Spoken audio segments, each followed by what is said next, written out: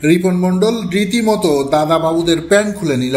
Super ওভারে ইতিহাস সেরা বোলিং করলেন রিপন মন্ডল। তাতে 0 রানেই অল আউট ভারত। আকবর আলীর ভুলে নিশ্চিত জয়ের ম্যাচ সুপার ওভারে গড়াই। তবে সুপার ওভারে বোলিং করতে এসে রীতিমতো সবাইকে চমকে দেন রিপন মন্ডল। পরপর 2 বলে ভারতের 2 উইকেট তুলে নেন রিপন। তখন চোখে মুখে হতাশা ভারতীয় দলের। হাঁ করে তাকিয়ে রইলেন বৈভবরা। সুপার ওভারে কোনো রানই করতে পারেনি ভারতীয় দল। 0 রানে অল আউট। তবে এই 1 রানের লক্ষ্যেও খেলা জমিয়ে তোলে বাংলাদেশ। কেননা ইয়াসির আলী রাব্বি প্রথম বলে ছক্কা হাঁকাতে গিয়ে আউট। রান কিন্তু দরকার 6 বলে 1 রান। তাহলে একবার ভাবুন কতটা কানাচন্দ্র ব্যাটার, মাথায় গোবর ভর্তি, ব্রেনহীন ব্যাটার। তবে পরের বলে ওয়াইড দিয়ে বাংলাদেশকে জিতিয়ে ফাইনালে তুলে দেয় ভারতীয় বোলার সুয়েশ শর্মা।